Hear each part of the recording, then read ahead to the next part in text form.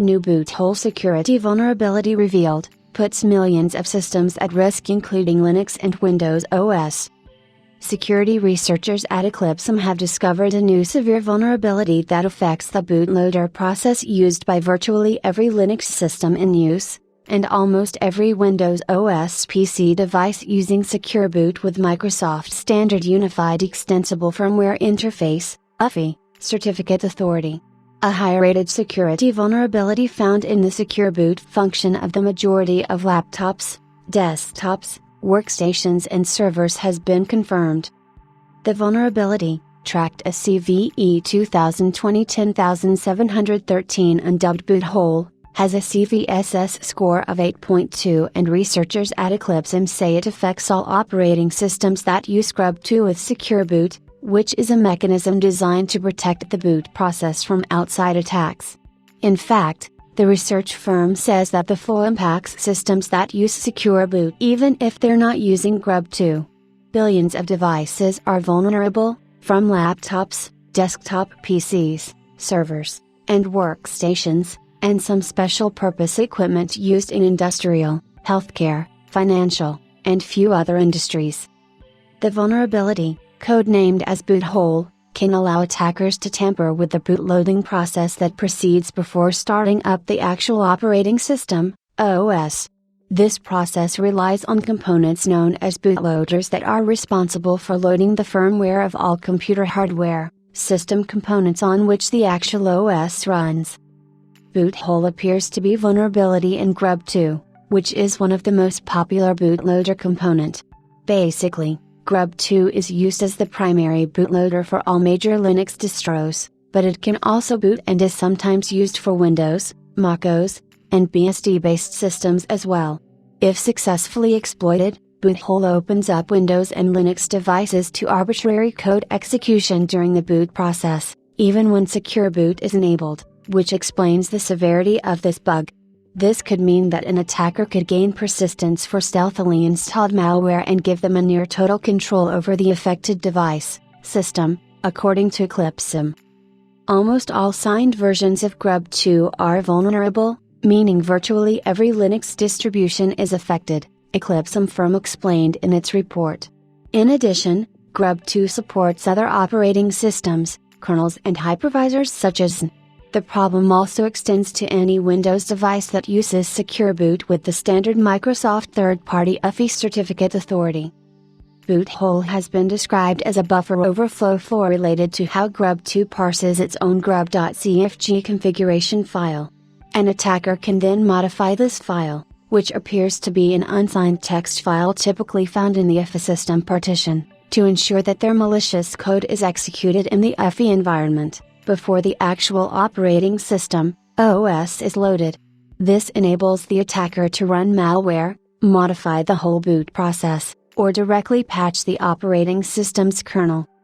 Mitigation will require new bootloaders to be signed and deployed, and vulnerable bootloaders should be revoked to prevent adversaries from using older, vulnerable versions in an attack.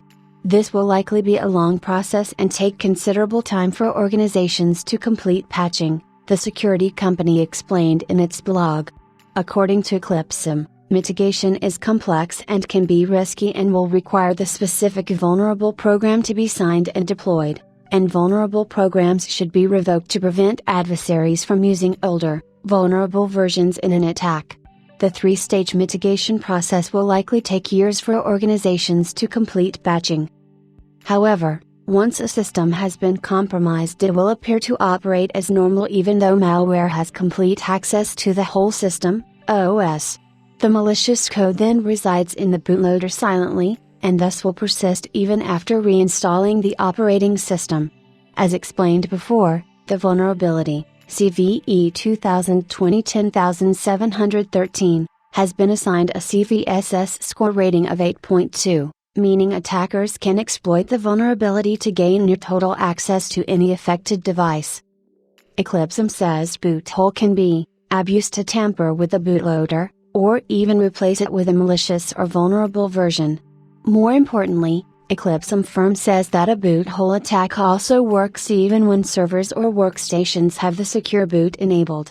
As you already know, Secure boot is a process where the server computer uses cryptographic checks to make sure the boot process loads only cryptographically signed firmware components. But BootHole works even with Secure Boot enabled because for some devices and OS setups, the Secure Boot process does not cryptographically verify the grub.cfg file, hence allowing attackers to tamper with its content. The grub2, GRAN Unified Bootloader, handles loading of the system and transferring control to the OS during boot time, and if this whole loading process is compromised, attackers can gain full access and control of the affected system.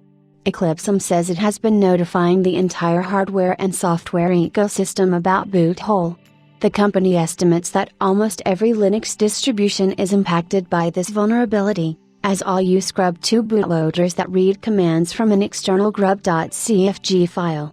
To date, more than 80 shims are known to be affected, Eclipsum said. Shims are actually components that allow vendor, OEM-specific firmware code to interact with grub2. In addition to Linux systems, any system that uses Secure Boot with the standard Microsoft UEFI California is vulnerable to this issue, the research team added. IT companies are expected to release patches to address BootHole in their products, including firms like Microsoft, UEFI Security Response Team, USRT, Oracle, Red Hat, Fedora and Canonical, Ubuntu, SUSE, SLS and OpenSUSE, Debian, Citrix, HP, VMware, and also including OEMs, and software vendors. Eclipsum researchers expect patching to take a long while, as fixing bootloader bugs is usually a very complex process due to the multitude of components and nature of advanced cryptography involved in this whole process.